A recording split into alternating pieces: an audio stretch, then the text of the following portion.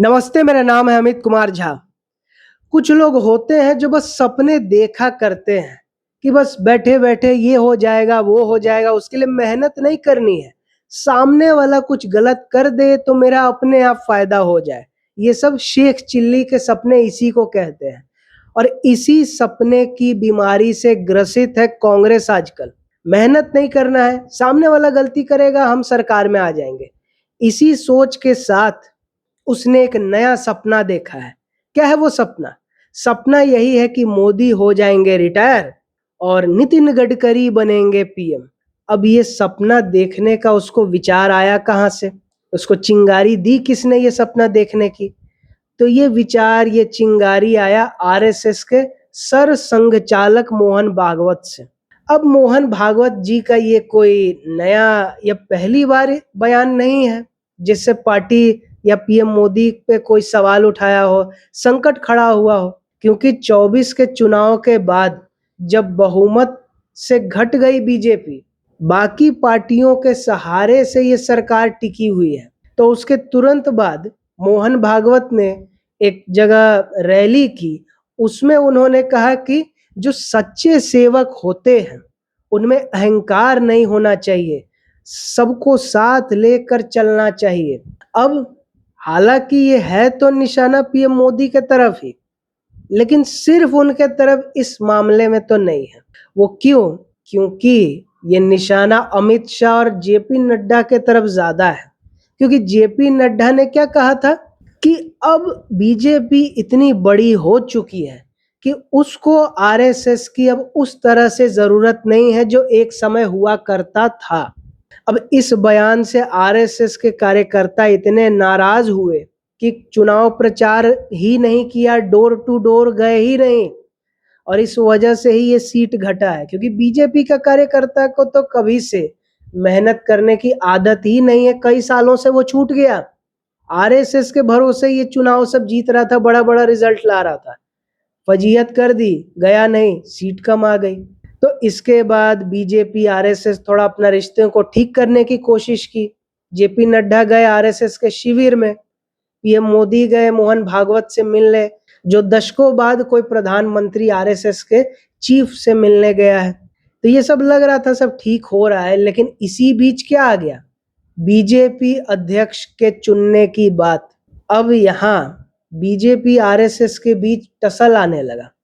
तो इसी वजह से मोहन भागवत उन्होंने फिर एक जगह मोरोपंत पिंगले नाम के आरएसएस के बड़े विचारक, उनकी पुस्तक लॉन्च हुई। अब उसमें मोहन भागवत ने उन्हीं के एक बात का जिक्र करते हुए दोहराया कि जब 75 साल की उम्र आपकी हो जाए और आपको कोई शॉल ओढ़ाए, इसका मतलब है, सिग्नल यही है कि हट जाओ साइड, उम्र हो गई, युवाओं को मौका दो। तो अब ये मैसेज कहाँ जा रहा है? ये जा रहा है पीएम मोदी के तरफ, क्योंकि बीजेपी में कौन है 75 साल का होने वाला बड़ा नेता में? पीएम मोदी। लेकिन मोहन भागवत ये भूल गए कि वो खुद भी 75 के होने वाले हैं। जैसे खुद शी जिनपिंग के तरह आजीवन बैठे हुए हैं। मतलब हम बच्चा से बड़ा हो गए तब से ये सरसंघ चालक ही है, कोई और बन ही नहीं रहा है। तो उदाहरण आपको सेट करना चाहिए, पहले खुद हटना ज़रूरी है, तब दूसरों को बोलो। यही विपक्ष भी बोल रहा है कि एक तीर से दो निशाने। खैर ये सब क्या मज़े लेगा, ये सब को तो जनता मज़े ले रही है वोट नहीं दे के। लेकिन एक कांग्रेस के एमएलए ने वो सपना देखा है जो कई कांग्रेसी सालों से देख रहे हैं। बीच-बीच में ये कांग्रेसी सब ज़िक्र भी करते आए हैं कि पीएम मोदी ठीक नहीं है, पीएम मोदी फासिस्ट है, मुसलमानों के खिलाफ है, कुछ काम नहीं करते हैं, जुमलेबाज ये वो। कौन बनेगा बीजेपी से तब? क्योंकि हमको तो कोई वोट नहीं दे रहा है। तो नितिन गडकरी को बनाओ, क्योंकि नितिन गडकरी सेक्युलर हैं, गरीबों को साथ लेकर चलने वाले हैं और असली नेता वही है जो इस देश को अभी के टाइम में बीजेपी से चला सकते हैं। अब ये नितिन गडकरी की इतनी तारीफ कि बड़े सेक्युलर हैं, गरीबों की सोचते हैं और ये भी कहा कि अच्छी सड़कें बनाई हैं ये सब, जबकि मोदी सरकार ने तो कुछ काम ही नहीं किया इनके हिसाब से। लेकिन नितिन गडकरी की तारीफ करनी है तो अच्छी सड़कें बनाई है, इंफ्रास्ट्रक्चर बनाया है। ये तारीफ क्यों? क्योंकि नितिन गडकरी बार बार उनका आदत है पीएम मोदी पर डायरेक्टली नहीं लेकिन इनडायरेक्टली निशाना साधने का, पार्टी की फजीहत कराने का, हवाई दावे करने का, जिस पे एक डिटेल वीडियो बना चुके हैं, ऊपर आपको दिख रहा होगा। इस वीडियो के बाद उसको भी जरूर देखिएगा, क्योंकि नितिन गडकरी का ये आदत है। हाल ही में उन्होंने 2 बड़े बयान दिए, 2। पहला तो ये कि अमीर अमीर होता जा रहा है, गरीब संघर्ष के साथ जीवन जी रहा है, ऐसे कैसे चलेगा। और दूसरा बयान क्या दिया कि लोगों को पीआईएल दायर करते रहना चाहिए सरकार के खिलाफ, तभी सरकार चौकन्ना रहेगी, जनता के लिए काम करती रहेगी। अब सवाल उठता है कि ये बयान देने की जरूरत क्या थी? तो मोहन भागवत के लिए तो हम कह चुके हैं कि भाजपा अध्यक्ष में आरएसएस की सुनी नहीं जा रही। रिश्ते ठीक करने की कोशिश तो हो रही है, थोड़ा बहुत सुना भी जा रहा है, लेकिन आरएसएस को लगा कि 14 से पहले वाले अच्छे दिन मेरे आएंगे और हम जिसको कह देंगे उसी को बीजेपी मान लेगा।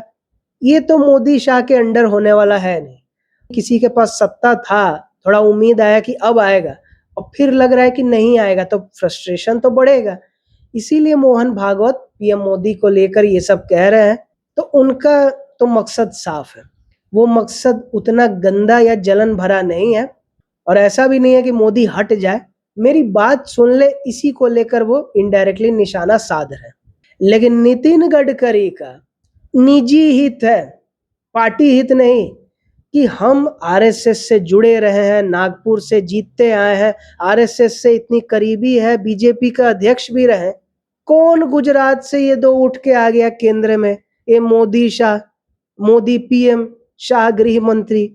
हमको महाराष्ट्र का सीएम भी नहीं बनाया, कौन फडणवीस को उठा के बना दिया? इतना बड़ा हम नेता है, जन नेता है, अब फिर भी हमको नहीं बनाया। तो ये जो जलन निकल के नितिन गडकरी का आते रहता है, कभी संसद में पीएम मोदी का भाषण चल रहा हो, बगल में नितिन गडकरी के तरफ जब भी कैमरा फोकस होता है, ऐसा मुंह रहता है मानो कि कौन सा दुखों का पहाड़ टूट पड़ा हो इस आदमी के ऊपर।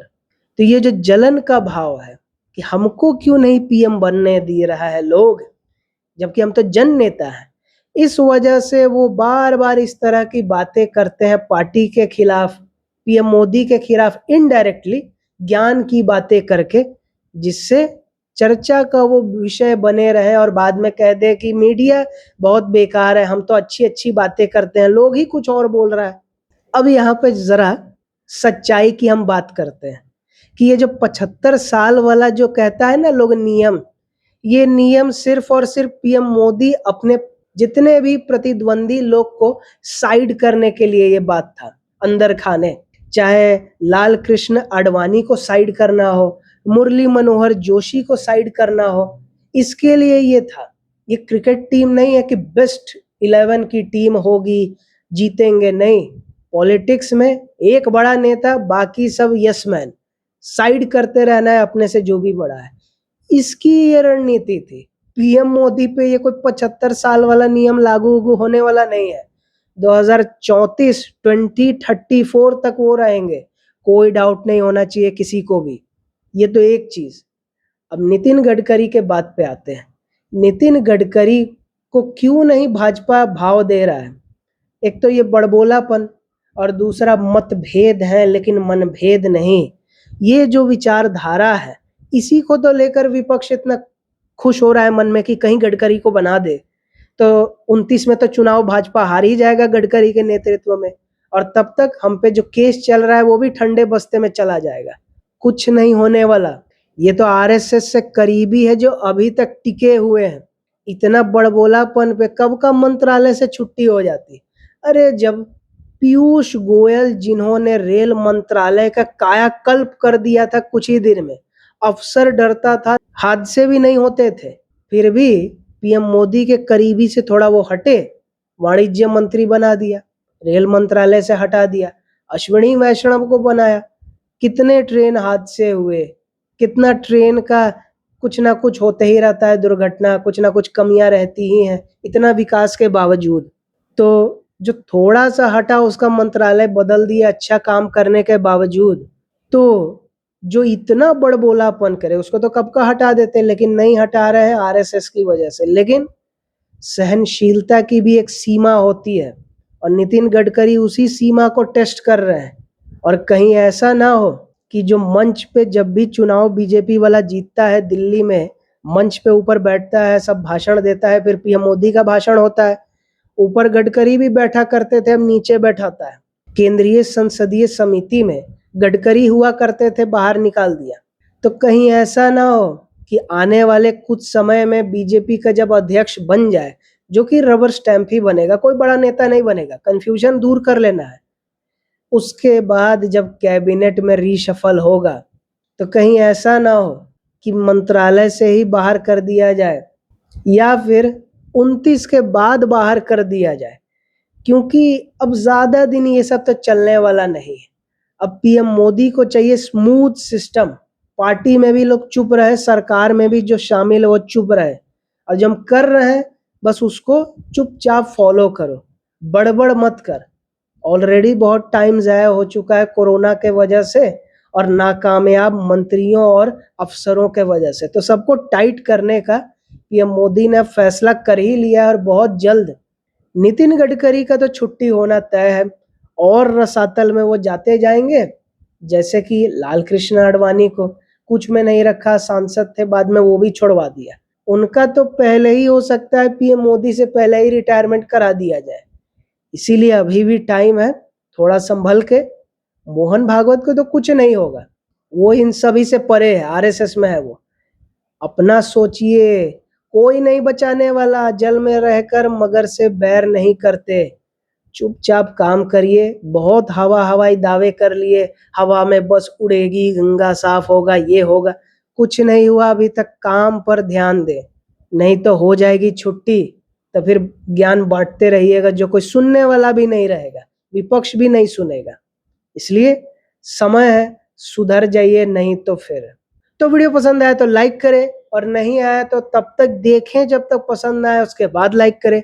वीडियो ज़्यादा से ज़्यादा लोगों तक शेयर करें ताकि उनको पता चले कि ये जो कांग्रेस का ये जो ख्याली पुलाव है कि आपस में झगड़े होंगे, कहीं नितिन गडकरी कुछ समय के लिए पीएम बन जाए और हम जीत जाए अगला चुनाव, ये सब कुछ नहीं होगा। पीएम मोदी 2034 34 तक रहने वाले हैं, इसलिए ऐसे ही बस रिलैक्स करो, अविश्वास प्रस्ताव अंत में लाते रहो। और कमेंट करके ये बताएं कि वीडियो आपको कैसा लगा, आगे किस विषय पे देखना चाहेंगे, और सब्सक्राइब करके द अवेयर आर्मी का हिस्सा बने ताकि टॉपिक कोई भी हो, खबर कोई भी हो, सही जानकारी के साथ सही विश्लेषण यहीं जानने और समझने को मिलेगा और कहीं नहीं। और आप मेरे इंस्टाग्राम चैनल को भी फॉलो कर सकते हैं जो आपको दिख रहा होगा अपने स्क्रीन पर। और वीडियो देखने के लिए बहुत धन्यवाद।